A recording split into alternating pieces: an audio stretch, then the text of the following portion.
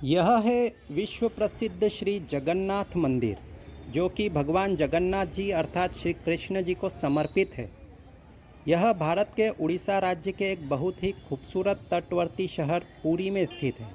दोस्तों, मैं सुदीप सिंह राठौर आपका हमारे इस चैनल पर बहुत बहुत स्वागत करता हूं। नमस्कार, प्रणाम। जगन्नाथ शब्द का अर्थ है जगत के स्वामी, और इनकी नगरी जगन्नाथपुरी या पुरी कहलाती है। आप मंदिर के शिखर पर यह ध्वजा लहराते हुए देख सकते हैं।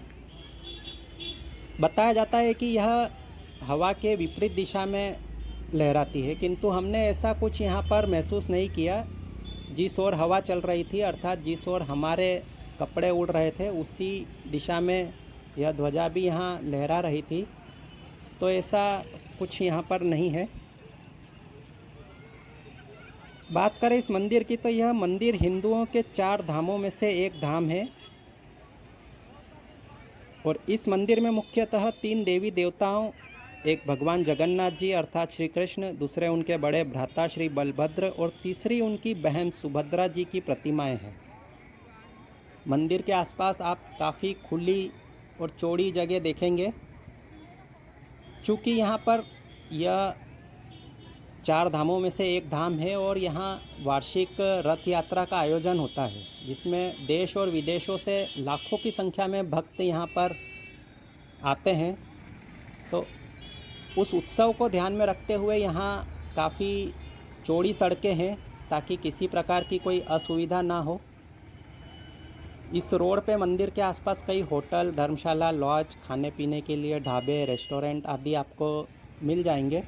तो यहाँ किसी भी तरह की आपको कोई दिक्कत नहीं होने वाली है, और सब काफ़ी सस्ता ही है यहाँ पर। इस मंदिर में तीनों देवी देवताओं की आधी अधूरी प्रतिमा स्थापित है। इसकी भी एक प्रचलित कथा है। एक बार श्री कृष्ण नींद में अचानक राधे राधे कहने लगे, तो उनकी 8 पत्नियाँ चौंक गई और सोचने लगी कि भगवान अभी तक राधा को भूले नहीं हैं। सभी ने मिलकर माता रोहिणी से इस संबंध में जानने का प्रयास किया और उनसे माता राधा और कृष्ण की रासलीला के बारे में कथा सुनाने का आग्रह किया। उनके हट करने पर माता रोहिणी ने कहा, ठीक है, सुनो, लेकिन पहले सुभद्रा को द्वार पर पहरा देने के लिए बिठा दो, ताकि कोई भीतर प्रवेश न कर पाए, फिर चाहे वह कृष्ण हो या बलराम। आप ये सम्मुख में मंदिर का एंट्रेंस द्वार देख सकते हैं। यहाँ से मंदिर के अंदर एंट्री होती है, और एक द्वार मंदिर के पीछे की साइड में भी है। हम वहीं से एंटर होंगे, वो भी हम आपको अभी दिखाएंगे। तो उस समय अचानक से द्वार पर श्री कृष्ण और बलराम पहुँचते हैं। सुभद्रा चूँकि द्वार पर ही कथा सुन रही थी, सुभद्रा ने दोनों को वहीं द्वार पर ही रोक दिया। अब महल के अंदर से श्री कृष्ण राधा की कथा बलराम, कृष्ण और सुभद्रा तीनों को द्वार पर ही सुनाई दे रही थी। कथा सुनते सुनते तीनों की ऐसी अवस्था हो गई कि पूरे ध्यान से देखने पर भी किसी के भी हाथ पैर आदि स्पष्ट नहीं दिखाई दे रहे थे। तभी वहाँ देव ऋषि नारद पहुँचते हैं। उन्होंने तीनों की ऐसी अवस्था देखी तो देखते ही रह गए। तीनों जब पूर्ण चेतना में वापस लौटे,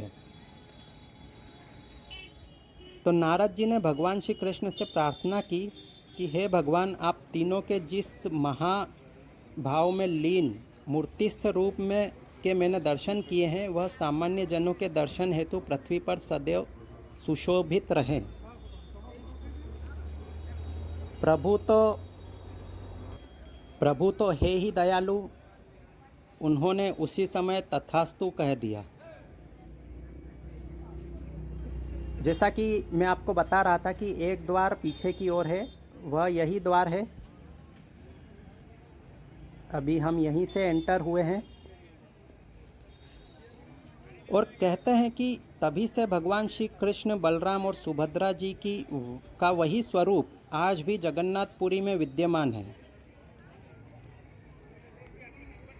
आप ये मंदिर परिसर में जूता स्टैंड और मोबाइल स्टैंड यहाँ पर देख सकते हैं। यहाँ आप अपने शूज़ और मोबाइल जमा करके मंदिर के अंदर प्रवेश कर सकते हैं, क्योंकि मंदिर के अंदर मोबाइल अलाउ नहीं है। साथ ही मंदिर के भीतर खाने पीने की कोई वस्तु, चिप्स, स्नैक्स वगैरह ये भी बिल्कुल अलाउ नहीं है, तो आप इसका भी विशेष ध्यान रखिएगा। आपके साथ में कुछ भी नहीं होना चाहिए। नारद जी को दिए वरदान के कारण ही बाद में राजा इंद्रद्युम्न ने एक कारीगर से तीनों मूर्तियां बनाने का आग्रह किया। तब तीनों लोकों के कुशल कारीगर भगवान विश्वकर्मा एक बूढ़े व्यक्ति का रूप धरकर आए। उन्होंने राजा को कहा कि वे नील माधव की मूर्तियां बना सकते हैं, लेकिन एक शर्त है कि 21 दिन में मूर्ति बनाएंगे और अकेले में बनाएंगे, कोई उनको बनाते हुए नहीं देखेगा। उनकी शर्तें मान ली गई। सभी को बाहर आरी, छेनी, हथौड़ी की आवाज़ें आती रही। राजा इंद्रद्युम्न की पत्नी गुंडीचा अपने आप को रोक ना पाई। वह दरवाजे के पास गई तो उसे कोई आवाज़ सुनाई नहीं दी। उसने राजा को बताया। राजा ने बाहर से काफ़ी आवाज़ें लगाई, लेकिन कोई जवाब नहीं मिला। तब सभी को लगा कि शायद बूढ़ा व्यक्ति अंदर मर गया। तब राजा ने सभी शर्तों को दरकिनार करते हुए कमरे का दरवाज़ा खुलवाया, और जैसे ही कमरा खुला तो वह बूढ़ा व्यक्ति वहाँ नहीं था, और तीनों आधी अधूरी मूर्तियाँ वहाँ रखी हुई थी। भगवान नील माधव और उनके भाई के छोटे छोटे हाथ बने थे, लेकिन उनकी टांगें नहीं थी, जबकि सुभद्रा के हाथ पांव बने ही नहीं थे। ये आप छोटी बच्ची देख सकते हैं। इसी बच्ची का यह चैनल भी है, रिद्धिका माय विश। तब राजा ने इसे भगवान की इच्छा मानकर इन्हीं आधी अधूरी मूर्तियों को मंदिर में स्थापित करवा दिया। तब से तीनों भाई बहन इसी रूप में यहाँ विद्यमान है। यह वह मंदिर है, गुंडीचा मंदिर, जो कि जहाँ भगवान का जन्म भी हुआ था, और यह उनकी मौसी का घर भी है। रथ यात्रा जो है वह इसी मंदिर तक आती है।